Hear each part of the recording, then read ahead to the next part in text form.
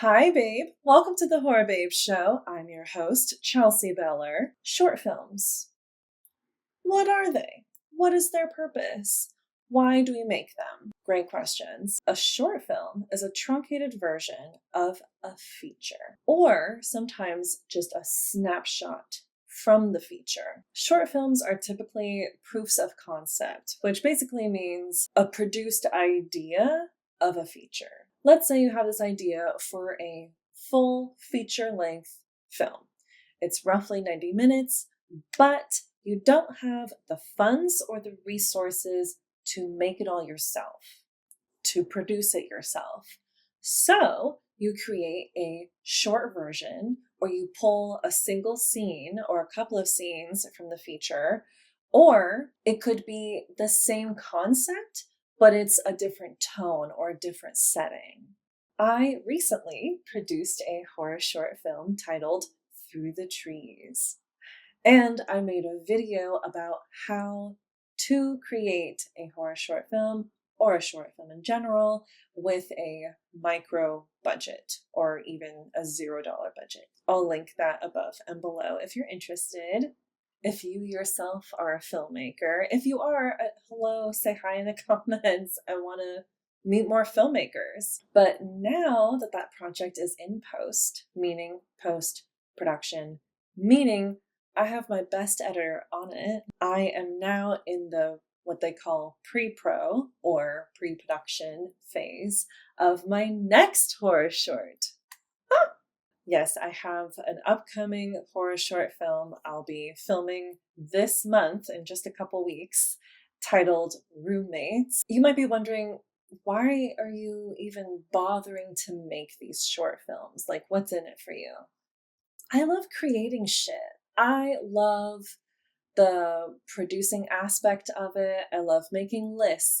I love collaborating with other creative people and putting all of our brains together and being like, okay, I have this idea, but can we as a group elevate this? Like, make it even better, make it stronger, make it visually more appealing, make it make more sense. So that's what I love to do. But because I'm no Spielberg, I also actually enjoy making films on a budget, films that don't cost me an arm and a leg. All of that is to say, I was thinking about other YouTube shorts, specifically other horror short films posted to YouTube, which is where mine will be. There are a plethora of teeny tiny little horror films you can watch on YouTube for free. You ever just like type in horror short film on YouTube? Give it a try. There are even YouTube channels dedicated to creating a horror short a month, a week, a day. So I wouldn't say a deep dive, I did a moderate dive into YouTube shorts, and that's what we're going to be talking about today. I wanted to see what other short film creators put out there, so I thought we could do that together.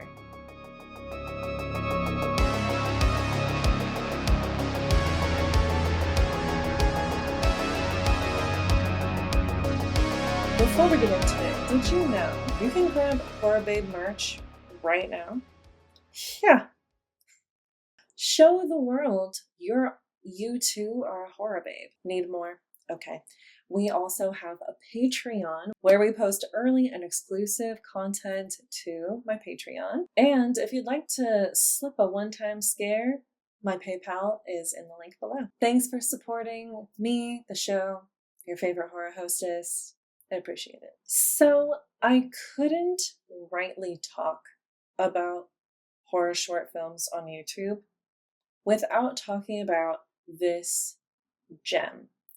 It's called The Other Side of the Box, and it was posted to YouTube about 5 years ago by Caleb Phillips. A man receives a gift from an old friend, but the gift turns out to be a portal to a different dimension full of, let's say, not so nice people who, when you stop looking at them, they try to harm you, if not kill you. Honest to God, this is the scariest short film I have ever seen. It's absolutely horrifying, especially when he's in the car away from his girlfriend who's watching the box.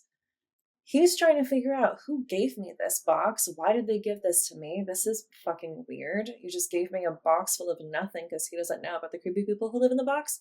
Yet then he's like on the phone with the person who gave him this box, and they're like, yeah, you're supposed to be watching it. And he's like, well, my girlfriend's watching it. And they're like, no, you're supposed to be watching it. Goosebumps. I'm gonna pass on that. Wow. It so completely reminds me of the concept from this episode of Doctor Who called Blink, Don't Blink. Oh, now I've forgotten if it's Blink or Don't Blink. I mean, you're not supposed to blink, but is it called Blink? It's called Blink, even though you're not supposed to blink. That's misleading. It reminds me of that episode Blink. Basically, in this episode of Doctor Who, there's these angel statues that anytime you're not looking at them, they come closer to you. And if they touch you, they throw you into a different dimension, I think.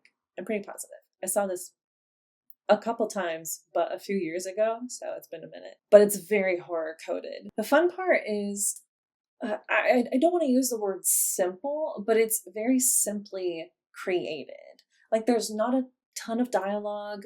There's just enough to understand the characters' relationships to each other and what's going on. The creator clearly knew his limitations and how to film within those limitations. The performances from the actors were excellent. I was just as terrified as they were. I was sucked in from the get-go. It's clearly like holiday time, and so it's not out of the realm of possibility that someone would give you a present. But this present, and like, what the fuck? It's so creepy and makes me never want to open a package again. But please go watch it for yourself to get the full effect. It's extremely good. Again, it's called The Other Side of the Box, and literally you just type it into YouTube and it's like the first thing that pops up. Double Vision by Isabel Kaiser. This film was posted to YouTube about 10 months ago. A young woman reads an article about doppelgangers and then sees one for herself. This short film is actually pretty scary, especially considering the fact that it was shot all in one day and then edited all in one day. That alone is scary. The suspense was extremely well done. Like, they really knew how to toe that line. It's also such a creepy premise. Like, what are the chances you would read an article about a doppelganger and then your doppelganger shows up to kill you? I don't know. It was terrifying. It did feel a little posed or stiff, but that could be attributed to the fact that it was shot all in one day. The one thing that I saw in the comments the most, which I agreed with, was, why on God's green earth would you turn off the light? I almost don't want to describe it. I just want you to watch it, and then you could be like, oh, yeah, that was dumb. Like, no matter what situation I'm in, if I'm anxious or scared about something, especially a person in my home, I'm never going to turn off the lights. Right? That doesn't make any sense. Okay. Anywho, so next up we have The Chair by Curry Barker. This was posted to YouTube about 2 years ago. It was actually nominated for Best Film at Los Angeles Short Film Fest and semifinalist at Burbank International Film Festival. Reese brings home a chair from the side of the road, but this chair has an ominous presence and makes Reese lose time and himself. That's some chair. This short film is trippy. Like, I felt like I had done drugs after I watched this. And I hadn't. It's extremely well done. Reminded me of Insidious, just with the tone of it all. I remember thinking, oh, this is kind of creepy. And then there's a moment when something happens, there's like a shift in one of the characters. And I was like, oh, this just jumped from like a 3, maybe a 2, to like 7 or 8 on the creepy scale. Yeah, that was freaky. But all in all, I loved the overall tone, the atmosphere, and the final monologue as well. It was very intriguing. It's definitely under the umbrella of horror, but it's like more psychological thriller. And I was just more and more confused, but in a good way, as it went on, because I was like, well, what is the reality? What is his reality? What actually happened? Did he do all of this, or was it because of the chair? Was she possessed? Was he possessed? Like, so many questions, but definitely give it a watch and let me know what you think in the comments. The Laundry by Alex Magana.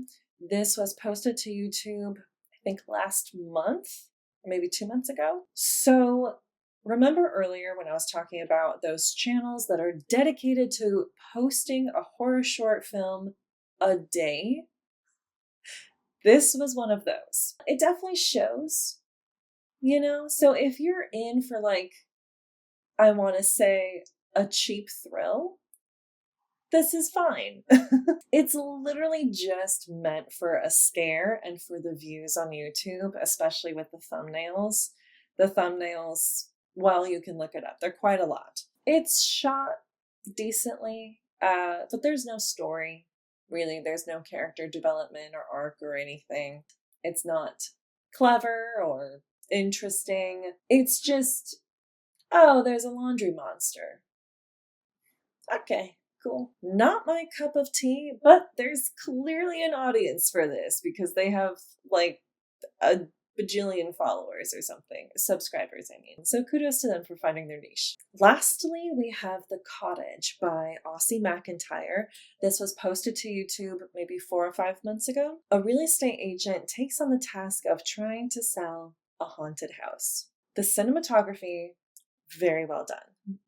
Maybe mostly because it was shot in gloomy, overcast UK. So everything looks atmospheric. Everything else is meh. Meh.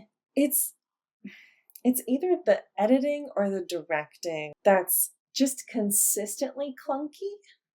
And clunky is like the best descriptor word I can use for this. The shots are either too short or too long. The concept wasn't fully developed and honestly made the protagonist look really dumb, which is not a good look for a protagonist. Why are you taking food from a stranger, period, but also out of a Tupperware that doesn't even have a lid? Why are you going through a box of documents that are clearly scripts in a house that you're the real estate agent for, and you're staying overnight there, and you're going through documents in a box? For what reason? Yeah, there was literally a point where she has this box just full of paper, and she's going through it, and it's very clearly film scripts, very possibly for their film. Like, I think some of the pages were even highlighted. Highlighted. Imagine. Yes, this real estate agent, she moonlights as an actress. And she's going through her box of scripts alone in a haunted house that she's trying to sell. Checks out. Checks out. So also, speaking of going through maybe someone else's stuff, she also goes through the mail. Like, none of that mail was hers. She just opens someone else's mail. I don't know if that's illegal outside of the US, but it's illegal in the US. So that was confusing. Clearly, the director just wanted to give her some mundane tasks to do while she was there. Could have come up with literally a million other things that made way more sense. Let's say I was writing this character. I would have had her checking and locking all of the windows and doors because she's a woman alone in a house in a city that she doesn't live in. She could have been preparing her bed for the night because she was staying the night there. I don't remember for what reason, but there happened to be a ready-made bed for her anyway, so I don't know. Maybe that was part of the staging. I have no idea. She could have been at the very least on her computer. She could have been checking her email. She could have been reading a book. Like, I don't give a shit. Just give her something to do that makes sense. Good Lord. Last but not least, the antagonist reveal was predictable and poor. Poor acting or directing or both. His villain speech, which I don't think we need that, but his villain speech was horrible. Way too expositional. I did this for this reason, and I'm gonna give you my whole life story. Why? No, just if you're gonna kill her, kill her. I don't know. And then the final twist just wasn't executed properly, so it didn't even really feel like a twist. One nice thing that all of these short films had in common was the production value.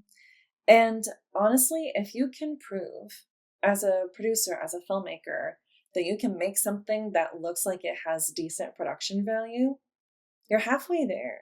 So while I did provide criticism for some of these films because that's what I do, I also applaud them for everything they did, for making a horror film in a day, for writing these elaborate scripts or very simplified scripts and executing them. Like, these people, these filmmakers, at the very least, did it. They made a film. At least I myself as a filmmaker aim to do at least once a year. Like, I just want to produce something. I just want to create something and hold it in my hands and say, here, I made this thing and I want you to see it. So I applaud them. I think this is a great start to October. So happy October. Thank you so much for watching. Let me know if there's a horror film, a horror short film you can't stop thinking about, and tell me in the comments. Well, that's it from me. Thank you for watching and listening. Please don't forget to like, comment, follow, and subscribe. Follow me on Instagram and Letterboxd to see what I'm watching and what I'm rating. Bye, babe.